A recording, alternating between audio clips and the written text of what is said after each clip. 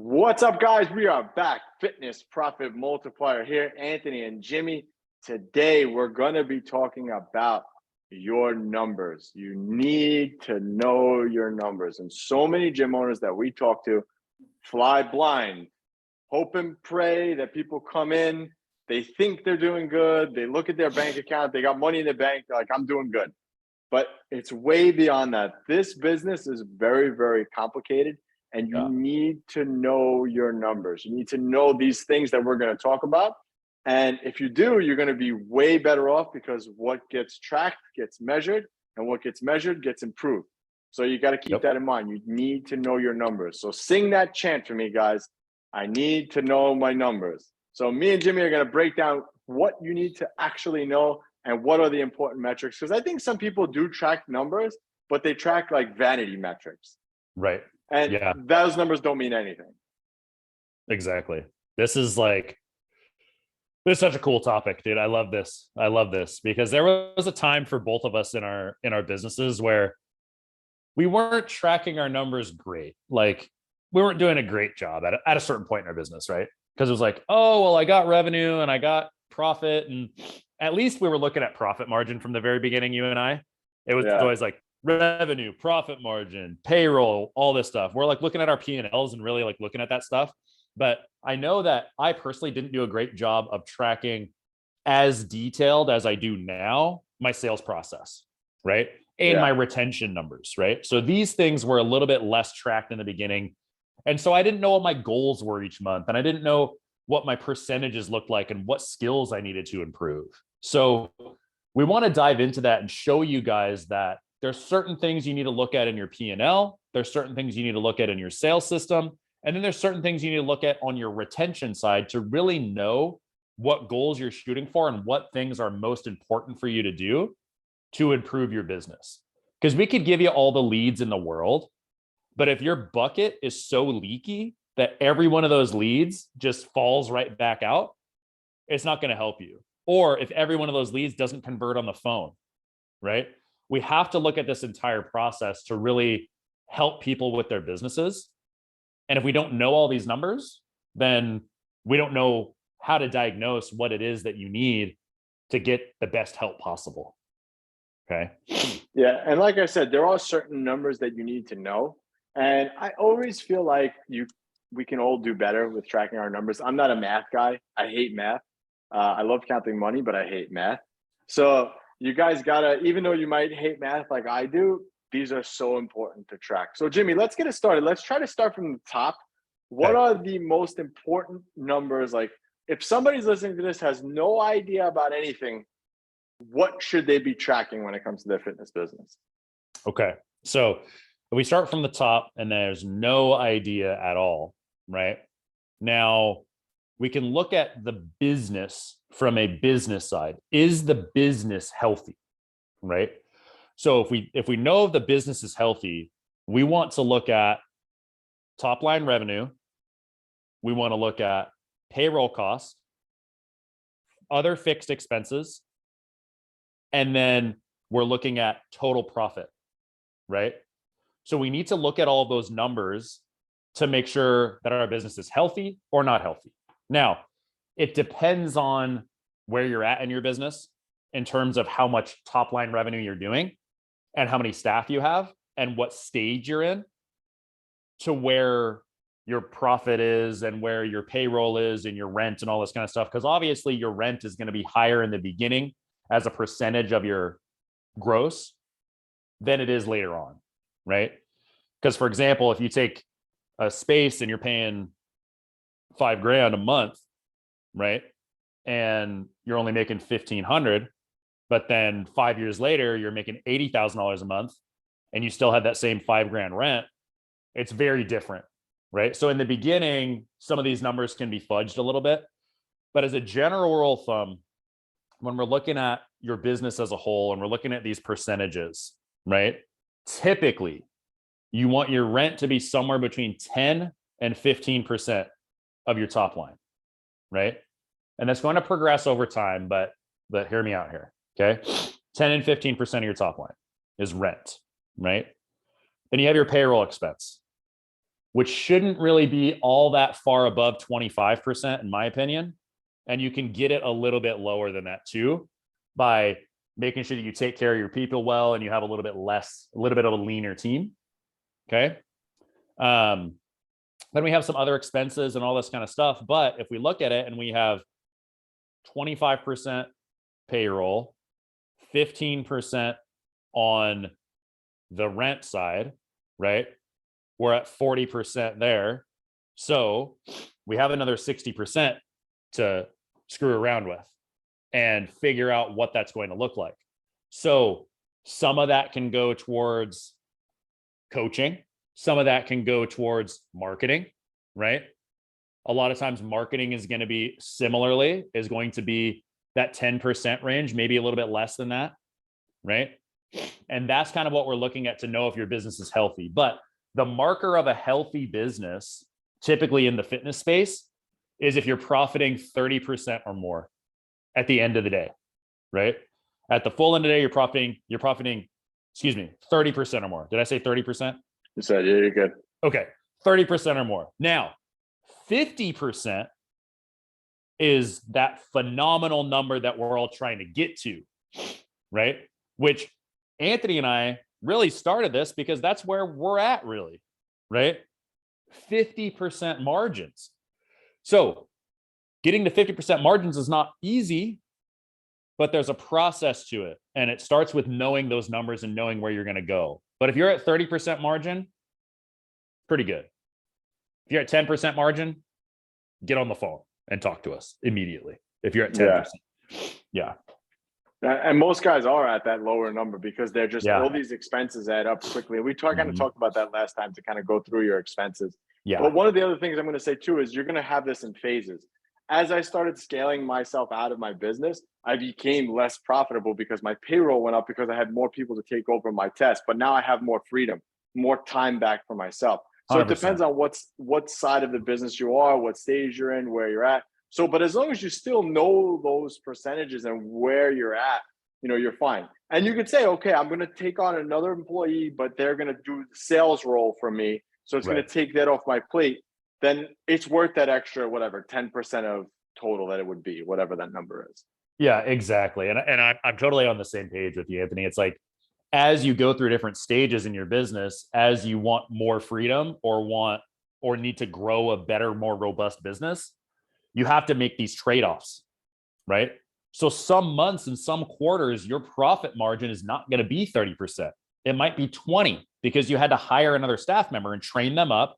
So you don't have freedom or money at that point because you're training them in the gym to do their role. And then you're taking more of your profit and pushing it into them. But once you have them trained, it makes the vehicle more efficient and makes it so that you are not necessary all the time in your business, and probably makes it function better because that's a task you've left your plate. So now you can focus on the vision and the mission and what things look like for the gym and manage from the top, which makes the whole organization better as a whole. So that's the business health side. That's the profit and loss side that we're looking at. Okay. We kind of zipped through that a little bit, but if you want to talk more about what your profit and loss looks like and really dissect it and figure out where those holes are, you can always get on a call at one of our links, right? And we can really talk you through that and talk through what that looks like. Do a deep dive on it because I think it's so important for people to do. And a lot of gym owners are a little bit like tight-lipped about that. And it's like, let's talk about it because to really help you in your business, we have to know where the holes are. So that's the business side. And then we have the sales side and all the numbers you want to track on the sales side. So Anthony's our sales guy on the team here. So, but I actually wanted to go about just the business, adding on to the additional health stuff, and then I'll actually let you take the sales stuff. Okay, cool. Because you're in your crazy spreadsheets. I hate I'm the math. I can't do it, man. It drives me crazy. But one of the other things, especially when it comes to the business side of it, what you should be tracking also, Jimmy talked about the bottom line and the money, and that's really, really important. But the other side of it too, you need to be tracking how many total clients you have, how many clients you have on hold, how many clients you lost that month, and how many active members you have. And then I would break that down even further. So how many one-on-ones do you have? How many nutrition only clients do you have, or remote clients do you have? Because you want to know those numbers. And then from there, you want to be able to keep track of your retention rate, because that rate is important. If your retention rate is high, if it's higher than 10%, you have a big problem and you need to look and fix that, figure out what that is. But you need to know those numbers are very, very important, because those numbers also will drive the other numbers that Jimmy's talking about. Because if your retention rate is really low, you're adding more clients every month than what's on hold and what's left, your business is growing. Whereas if you, let's say you added 10 clients, but 10 clients went on hold and you lost 5 people, you technically are in the hole 5 clients. Right. So you need to be able to track that every month. And I would say that your goal is to always be positive in that sense. So you have to try to look at those numbers and try to beat those numbers every month, because that's how you're going to be growing. Because if you don't beat those numbers, you're not growing. So now, like going back to that other scenario, I'm down 5 clients. So now I'm down 5 clients. I didn't grow last month. I actually lost money.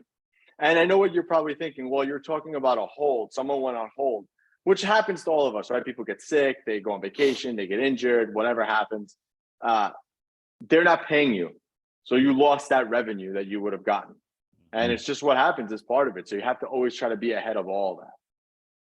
Yeah, exactly. And, you know, when we're looking at retention rate and attrition rate and all these kinds of things, just for general numbers sake, I mean, your goal is to get that in, you know, somewhere between maybe 4 and 6 or 4 and 7%, kind of in that range, right? You know, well, you mean the guy who talks about having only a 3% retention, 3% loss rate is lying?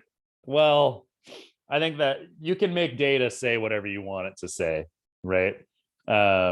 So, you know, maybe they're excluding some trials, maybe they're excluding some things they couldn't control, like people moving away or people having, you know, medical issues or whatever, right? I think some of those numbers are excluded a little bit in a 3% rate of attrition, right? So when we're looking at 4 to 6 is like ideal. 4 to 6 is like the range. Is probably fine, right? Every now and then you might creep a little bit above that. Every now and then you might get a little bit below that, right?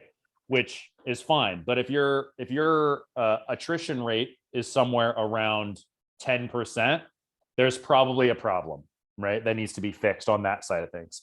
So with Anthony talking about knowing those numbers and knowing what that looks like, if you have a 10% attrition rate, you have 100 members, you're losing 10 members a month. Well, you have to add 10 to actually break even, right? So you have to add 10 every month to break even. How much nicer would it be if you only had to add 5 to break even?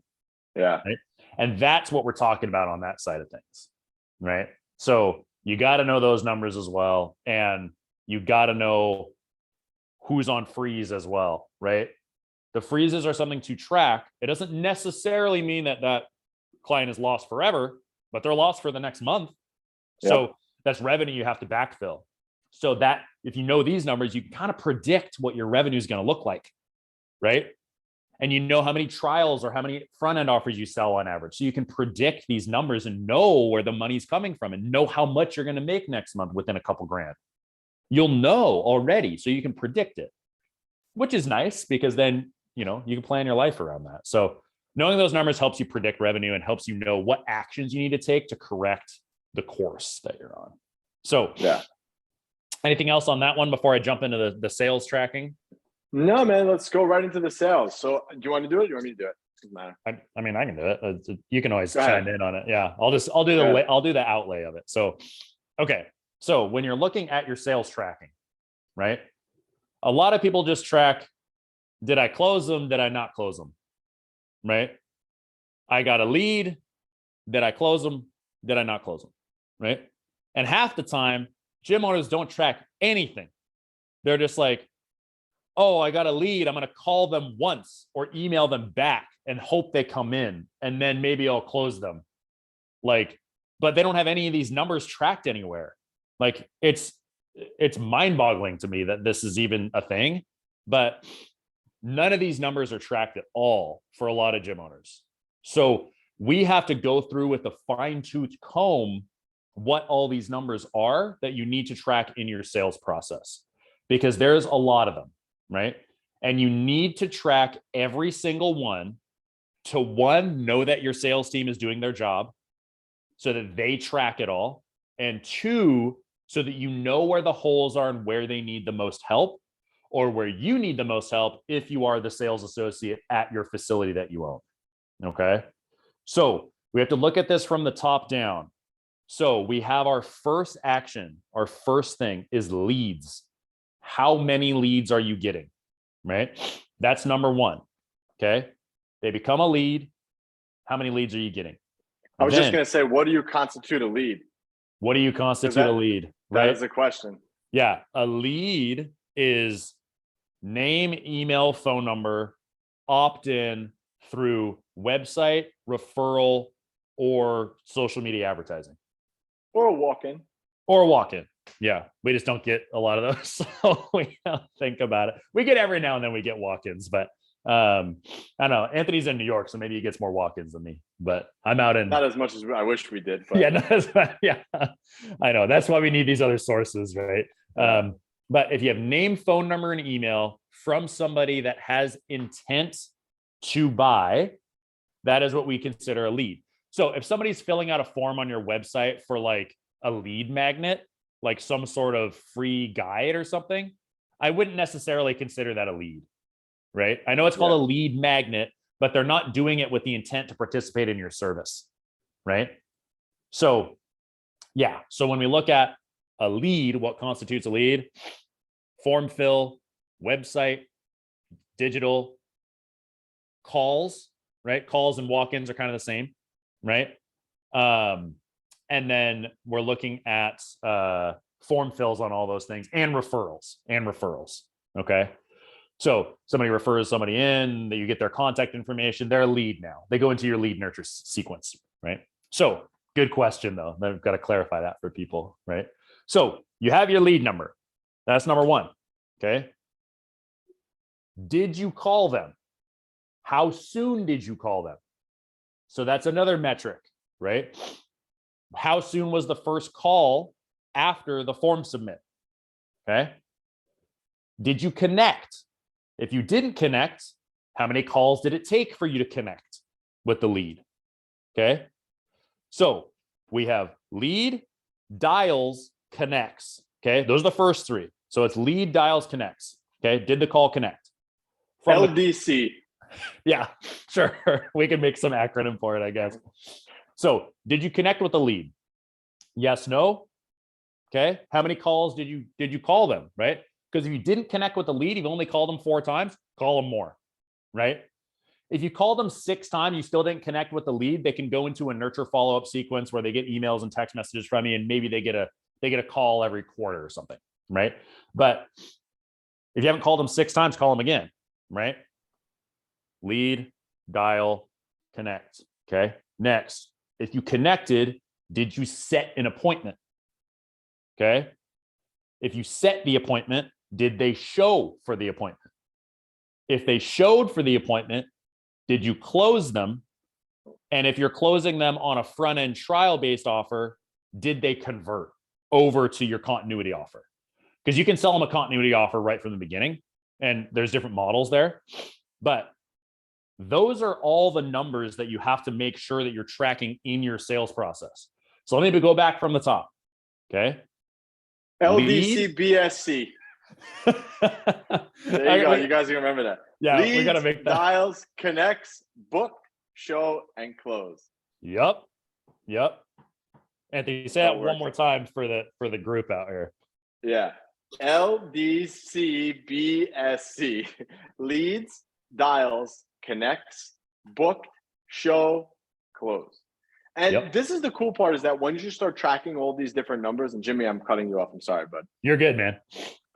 Once you start tracking all these different things, now you can kind of backtrack and look at what's going on. Where am I messing this up? Where is it getting lost? Am I doing the dials, but I'm not getting the connects? Okay, then if that's the case, then maybe I need to call at a different time. Maybe I need to, like Jimmy said, call more. all right, I'm getting the dials, I'm getting the connects, I'm not booking the appointment. Okay, what's going on with my sales script? Now you look at your sales script. You can click that link below and book a discovery call, and we can work through that with you. You look at the sales script. What's going on? What's going wrong here? Okay, now you're getting them in. You fix that issue. They're booking appointments. They're not showing up. Okay, what's happening? Again, I would still look at your sales scripts there. Maybe now you're not closing them. Okay, now I got to look at what's going on during my assessment process. But now you could find the leaking bucket throughout that process, which makes it a lot easier, especially once you start bringing people on to actually do the selling. Because now if you have somebody who's doing the selling and they're not dialing, now you know, okay, they're not making the dials they need to. Get on the phone. Right. Or maybe they're overwhelmed with the leads. You need to get somebody else to dial for them. Right. So they can finish up the rest of it. So this is the beautiful part about knowing your numbers. This is why it's so important, because you can literally, and I hate to say it like this because it sounds really bad, but I run my gym from my basement. I'm in my basement right now, my home gym, and I run my gym from here. I have 2 locations and I never go to them, hardly. So I'm able to run everything based on numbers and make calculated decisions based on the numbers that I'm seeing, which drives me crazy sometimes because I'm literally looking at spreadsheets all day long. But this is the point that you want to get your business to, because you're able to make smarter decisions doing things like this and looking at this, because the data never lies. It's the same thing we tell our clients all the time. Are you tracking your macros? And then you go back and look and they're not tracking their macros. Well, then that's it. Are they weighing themselves? Are they losing body fat? Are they not losing body fat? Are they gaining muscle? Okay, they're not gaining muscle. They're gaining body fat. That says that they're cheating. You know, so you have to look at all these metrics, and having these numbers so cut and dry makes it 10 times easier to grow and be more profitable. 100%. The only other thing that I would add to the numbers is tracking the lead source as well. Yes, that's very good. That's a very, very good one too. We do that as well. Yeah. I wouldn't say that it's necessary, but in order to run the business more profitably, it's something that you could glance at on the sheet. Like, okay, this is where it's at. I got X amount of leads from my website. Okay, good. Or maybe you're not getting enough leads from your website, then maybe you look at that. But it's something you kind of glance at once a month. It's not something you have to look at every day, every week. No. And it helps you make decisions as an owner, right? Because when you track it by lead source, you don't have a lot of data until you've been doing it for 2 months or so. Then you can see what the data looks like. And as an owner, you can see what expectations you have for your team with how different lead sources convert, right? So different lead sources are going to convert at different rates. Like obviously a referral is going to convert at a way higher rate than a Facebook lead, right? That's just the reality of it. So when we look at that, and they better, because your referrals should convert very, very easily. And if you're not getting referrals, that's a problem. But we want to look at those lead sources to paint the bigger picture of what our expectations are for our team, so that we're not hammering our team and going, why are you not getting a 60% conversion rate? And it's like, oh, well, 80% of their leads are from Facebook, so they're not going to get that. So what can we do to push more referral towards them to make sure their close rate is higher and we actually build a sustainable business? And those are the decisions you have to make in the background. Some of you may not be at that stage yet, but at least track the numbers. And if you need help tracking the numbers, then get on a call with me, because then I can show you all the cool stuff with the spreadsheet. So yeah. And I was just going to say, I know this episode was a little bit deep for you guys, and we went over a lot of information. And if you're not a numbers guy, your eyes glossed over like an hour ago. But these are very important numbers to know. And if you want us to really seriously help you dive into them and figure them out and what you need to look at, just click that link below, book that discovery call. But I think we beat this up pretty good. So again, I'll read that to you one more time. So from the top, what should you be looking at? You got your payroll. Well, you got your revenue, your payroll, your expenses, your total profit, what was made or what was lost from the business. And is your business healthy or not? That's the first keys. Yep. Then on the back side of it, are you growing? Did you gain members this month, or did you lose members this month? People on hold, are you net positive clients? Did you grow? Then you look at the sales side of it. LDC, BSC, leads, dials, connects. How many booked? How many showed? How many closed? Keep track of those numbers, guys, and you'll be putting more money in your pocket every month. I promise. All right, guys, we'll catch you on the next one.